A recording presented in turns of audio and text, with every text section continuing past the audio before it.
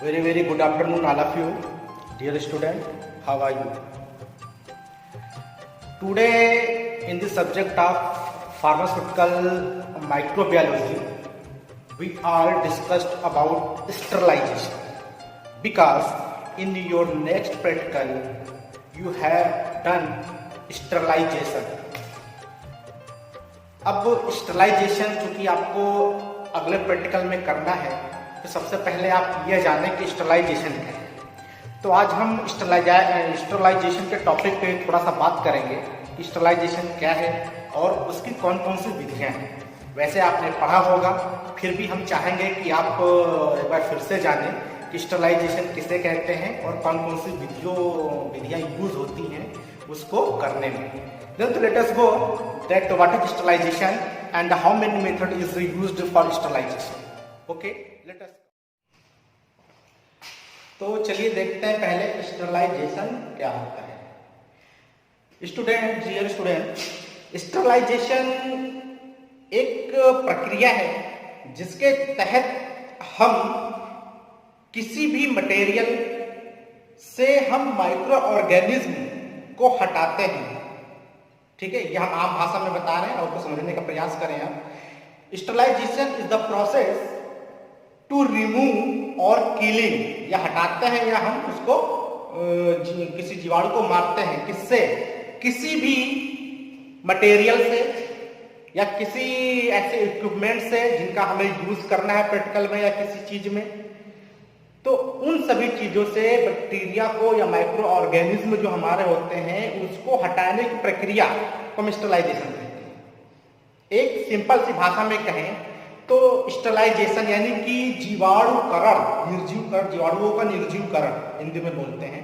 तो स्टरलाइजेशन एक ऐसी प्रक्रिया है जिसके तहत हम किसी मटेरियल या किसी मटेरियल की सतह पर उपस्थित या कहीं भी उपस्थित उसमें जो माइक्रो ऑर्गेनिज्म है या कोई बायोलॉजिकल जीवाणु, बायोलॉजिकल लाइफ है, उसको एकदम से हटाना, एकदम से किल करने की प्रक्रिया को हम स्टरलाइजेशन बोलते हैं।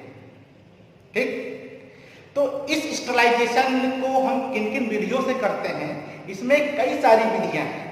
ठीक है, hot air oven, ultraviolet, steam, dry heat sterilization, autoclaving, बहुत सारे हैं। हम आपको यहाँ पे लिस्ट कर देते हैं कि कौन कौन से हैं, जिससे आपको समझने में आसानी होगी। और फिर अगला प्रैक्टिकल आपका उसी से रिलेटेड है, आपको ग्लासवेयर स्टरलाइज करना है। एक चीज और, आपके जो मिनी हॉस्पिटल होते हैं यानी कि जो छोटे हॉस्पिटल्स होते हैं उसमें भी स्टरलाइजेशन की प्रक्रिया अपनाई जाती है। जैसे कि सर्जिकल ड्रेसिंग है, ऑपरेशन थिएटर के अंदर जो हम सर्जिकल ड्रेसिंग का सामान यूज करते हैं या रबर के ग्लव्स यूज करते हैं, ये स्टरलाइज होके ही ओटी में आते हैं। तो इन सब चीजों को स्टरलाइज करने की जो प्रक्रिया अपनाई जाती है अमूमन ऑटोक्लेविंग के द्वारा स्टरलाइज किया जाता है, क्योंकि ये एक बहुत ही ईजी और बहुत ही सुविधाजनक विधि है जो हर एक छोटे मोटे हॉस्पिटल में होते हैं। ऑटोक्लेविंग मैंने आपको ऑटोक्लेव इसके पहले में बताया भी था, इंट्रोडक्शन में दिखाया भी था कि क्या होता है। ठीक है, तो स्टरलाइजेशन करने की कौन कौन सी विधियां हैं, तो विधियों को हम लिस्ट कर देते हैं, फिर देखते हैं कि कौन कौन सी सारी चीजें हैं उसमें। बच्चों, ये कुछ विधियां हैं स्टरलाइजेशन की जिनको हम यूज करते हैं। भाई इन विधियों का निर्धारण इस पर डिपेंड करता है कि हम कौन सा मटेरियल, किस मटेरियल को हमें स्टरलाइज करना है। ठीक है, तो देखते हैं ड्राई हीट स्टरलाइजेशन, ये पहला मेथड है, इसमें हम हीट का यूज करते हैं। Hot air oven, hot air oven मैंने अभी कल आपको दिखाया था कि ये इसमें कैसे स्टरलाइज करते हैं, उसमें भी हीट का यूज होता है। लेकिन दोनों में अंतर यह है कि ड्राई हीट में एक लिमिट तक हीट हो सकता है, लेकिन हॉट एयर ओवन में हम एक हाई लेवल की हीट की आवश्यकता होती है जिससे कि हमें बैक्टीरिया खत्म हो जाते हैं। इंसिनरेशन में हम फ्लेम का यूज करते हैं। ठीक है, किसी चीज को फ्लेमिंग में बहुत ही कम ताप पे रख के हम स्टरलाइज करते हैं। बॉयलिंग ये मेथड सबके घर में यूज होता है। ठीक है, ये जो मेथड है ये मेथड मेरे ख्याल से आपके सबके घर में यूज होता है। बॉइलिंग सबसे अच्छा उदाहरण है। आप वाटर, पानी को कहते हैं गर्म करके पीना चाहिए। क्यों? क्योंकि पानी को गर्म करते हैं, बॉयल करते हैं, तो आप सभी जानते हैं कि जो है बॉइलिंग करने से जो पानी के अंदर माइक्रो ऑर्गेनिज्म होंगे, जितने भी बैक्टीरिया होंगे, जो प्रदूषण होगा वो खत्म हो जाता है। तो ये सबसे अच्छा उदाहरण आपके घर में है बॉइलिंग से जो है स्टरलाइजेशन करने की विधि। इसके बाद आते हैं स्टीम, यानी भाप से। कुछ चीजें होती है जो ऑटोक्लेविंग में हम यूज करते हैं। ऑटोक्लेविंग में हमें स्टीम भी यूज होता है, प्रेशर भी यूज होता है और टेम्परेचर भी।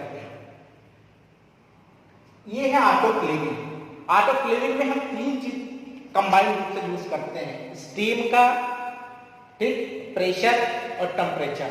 इन तीनों मिलके हमारा ऑटोक्लेविंग स्टरलाइजेशन में यूज होता है। ऑटोक्लेविंग में हम मुख्य रूप से आपके हॉस्पिटल में, मैंने अभी कुछ देर पहले बताया कि यूज होता है। तो अमूमन जो रबड़ के सामान होते हैं, जैसे कि ग्लव्स हैं या कैथेटर्स हैं और बहुत सारी चीजें हैं, वो सब चीजें जो रबड़ की बनी होती हैं, और साथ में सर्जिकल ड्रेसिंग, यानी कुछ ऐसे इक्विपमेंट्स जिनका हम सर्जरी में यूज करते हैं, उसका स्टरलाइजेशन हम ऑटोक्लेविंग के थ्रू करते हैं। अब देखते हैं इधर मेम्ब्रेन फिल्टर। कुछ ऐसे फिल्टर आते हैं जो जिनको हम छानने से कुछ बैक्टीरिया फिल्टर में रह जाते हैं। तो उन फिल्टरों के अलग अलग साइज होते हैं, ठीक है। सबसे पतला, सबसे अच्छा जो फिल्टर मेम्ब्रेन फिल्टर आता है, उसकी साइज लगभग 0.22 मिली माइक्रोन होती है। तो इससे होता क्या है कि जब हम किसी पदार्थ को, किसी लिक्विड को इससे छानते हैं, तो जो उस लिक्विड में 0.22 मिली माइक्रोन के बैक्टीरिया होते हैं, वो उससे रिमूव हो जाते हैं। अगली विधि है फ्लेमिंग, यानी कि आग में तपाना। फ्लेमिंग भी एक तरह की स्टरलाइजेशन की विधि है, ठीक है। किसी चीज की निर्जीवकरण करने की, निर्जीवकरण मतलब क्या होता है, मैंने आपको बताया स्टरलाइजेशन।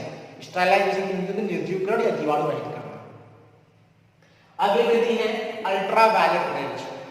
अल्ट्रावायलेट सामान ऐसे होते हैं जिनको हम अल्ट्रावेज के थ्रू स्टरलाइजेशन करते हैं। आजकल पानी का पैकेट जगह जगह बिकता है, उस पर आपने कभी पढ़ा होगा तो लिखा होगा उस पर कि स्टरलाइज बाई अल्ट्रावायलेट मेथड, यानी कि वो जो पानी होता है उसको हम अल्ट्रावायलेट रेज से स्टरलाइज करते हैं। होता क्या है कि उस अल्ट्रावायलेट किरणों को उन माध्यमों से गुजारा जाता है जिनसे उसमें उपस्थित बैक्टीरिया अल्ट्रावायलेट किरणों के चलते किल हो जाते हैं। अगला है रेडिएशन। रेडिएशन आपने अक्सर सुना होगा, कैंसर थेरेपी में यूज होता है। तो ये भी एक विधि है स्टरलाइजेशन की, कि किसी माध्यम में, किसी मीडियम में हम जो है बीटा और गामा एक्सरेज का यूज करते हैं, जिनके थ्रू बैक्टीरिया किल हो जाते हैं। अगला आता है सुपरसोनिक साउंड या अल्ट्रासोनिक। यह एक ऐसी साउंड है, ऐसी आवाज है जिनको हमारे कान सुन नहीं सकते। अल्ट्रासोनिक। अब कोई चक्र है, अब की आवाज कैसे उत्पन्न होती है, कोई चक्र है, ठीक है, ये मानो है, और कोई प्लेट लोहे की लगी हुई है यहाँ। अब इसको हम इतनी स्पीड से घुमाते हैं, इतनी स्पीड से, लगभग 1 सेकंड में 9000, यानी कि 1 सेकंड में ये पहिया आपका 9000 बार राउंड करता है। ध्यान देना, 1 सेकंड में 9000 बार। और उस चक्कर से या उसके घूमने से एक आवाज निकलती है जिसे हम बोलते हैं अल्ट्रासोनिक या सुपरसोनिक साउंड। वो हम नहीं सुन सकते, हमारी नंगी या कान नहीं सुन सकती उसको, तो उस साउंड को बोलते हैं अल्ट्रासोनिक या सुपरसोनिक साउंड, ठीक है।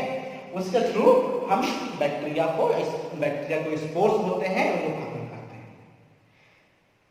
ये रहा आपका स्टरलाइजेशन। मैंने बताया स्टरलाइजेशन की कुछ विधियां बताई। अब अगले के एक्सपेरिमेंट में हम एक्सपेरिमेंट 1-2 जो आपका है स्टरलाइजेशन संबंधित है, जिसमें आपको कुछ ग्लासवेयर, कुछ मटेरियल स्टरलाइज करने हैं। इसलिए मैंने ये बताया कि स्टरलाइजेशन क्या है एंड कौन कौन सी विधियां हैं।